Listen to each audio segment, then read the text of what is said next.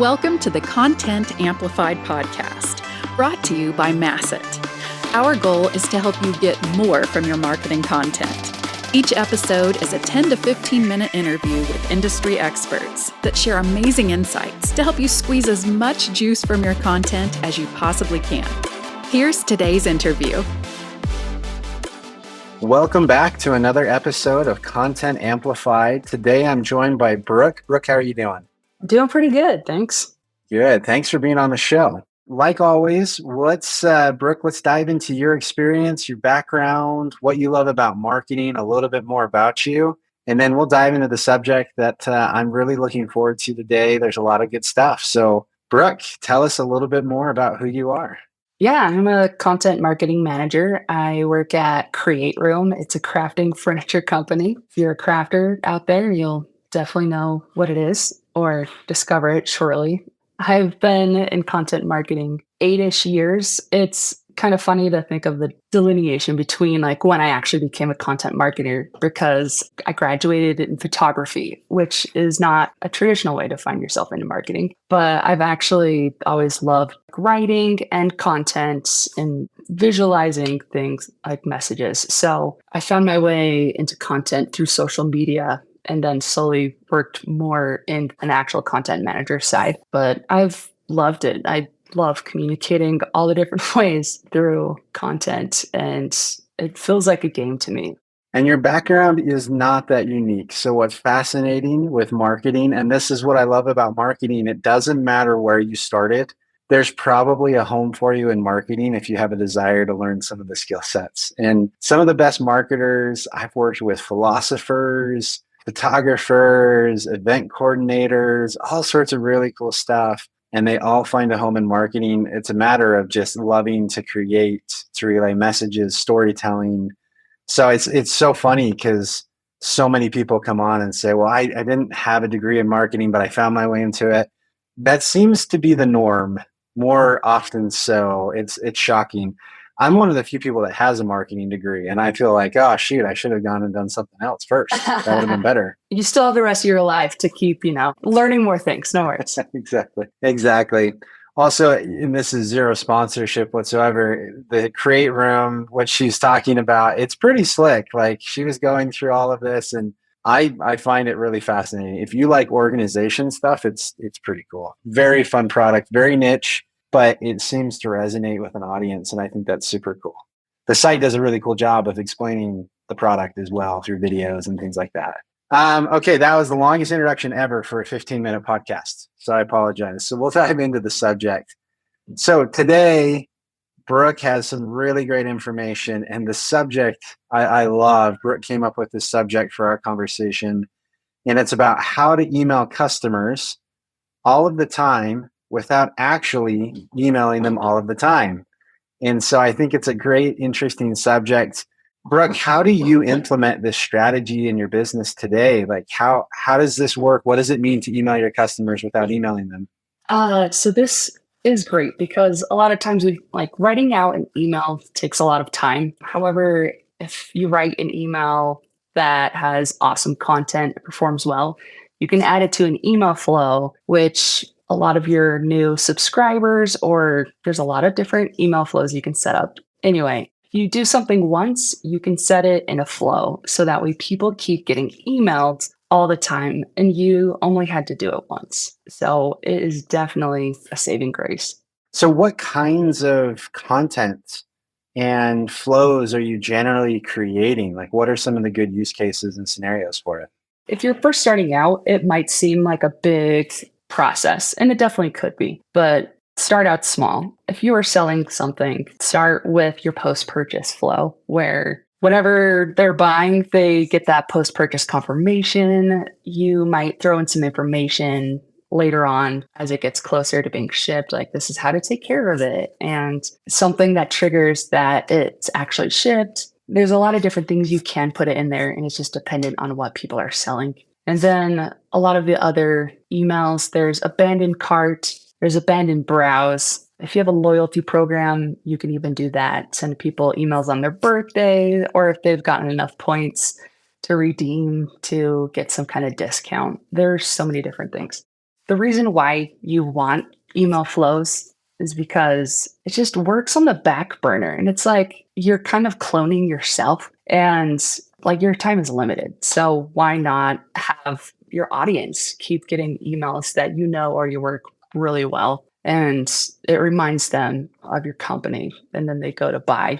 As content marketers, we spend so much time on creating really rich, engaging, helpful content. And then we do a promotion of that content, squeeze it dry, try to get a lot of value, and then it kind of stops. The most typical ongoing effort is SEO or something like that on your website. What I love about doing content marketing in the flows is your content can be relevant to someone's journey over and over and over again based off of some kind of transactional or other event. That content consistently helps influence the pipe and continues to be an evergreen opportunity for your content. When you're looking at the types of content that you're going to put into these flows, what kind of content do you put into certain flows? What kinds of content would you only promote one-off?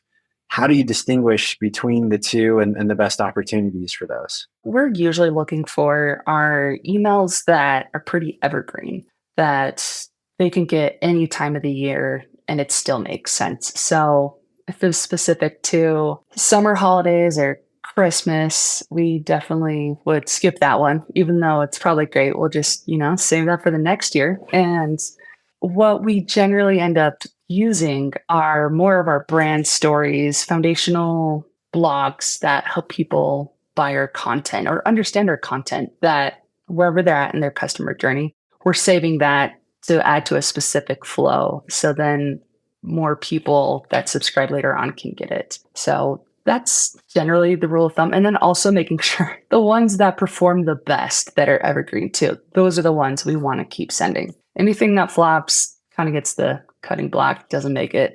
So how long are some of these flows? Are they a matter of days, a matter of weeks, months, years? What kind of time ranges do you actually build these out in? So it depends on the different flows. Our abandoned cart, I don't think you'd want to have a lot in there. I guess it depends on what someone is selling, but you wouldn't have more than a couple weeks, I guess, at most, but I could be wrong. I'm going to speak for us. However, our welcome flow, anytime someone subscribes to our email list, they'll enter our welcome flow. So we'll send them like, hey, welcome, here is a discount. And that email flow is so long because they can consistently get emails for a long time. And so I think that's built out anywhere from 6 to 8 months. And by doing that, we've noticed we're staying top of mind for these people who are getting it for a lot longer instead of just relying on our one-off emails. And it's definitely increased our revenue from that. 6 to 8 months is incredible. You're building this content and it's repeatedly getting value for anyone who joins. So at any given day, people are getting all sorts of content. I think it's a really cool distribution channel for it. There could be a lot of different pathways for your content, right? It's going in all sorts of places. Automation software is like known for being somewhat complex depending on what you're using, and just one-off emails and all of this stuff is a lot to manage. How do you organize everything that you're doing from one-offs to flows and everything else?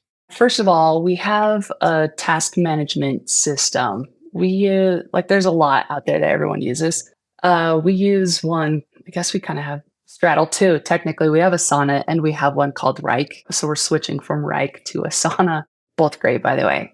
So we do track a lot of stuff in there as like our content and editorial calendar going out. But something specifically that has helped figuring out how to say that messaging, like, okay, we have done a sell before. We need to write the same type of email, but with our updated content. Eventually, I created this system of taking screenshots of the emails, putting them in folders in our Google Drive based on the email type, and then going back. And it's really fascinating seeing the differences of how we've said things and then noticing like, oh, that really worked. Or, wow, we didn't even put this in there. But now we've come so much further because of this. And so I think that's helped a lot. And we've also been able to look back at those emails and be like, hey, that was really awesome. We need to throw that in a flow. We never did. That's kind of a large answer there for you. There's a lot of different processes, but staying organized is definitely a key in order to make everyone function properly.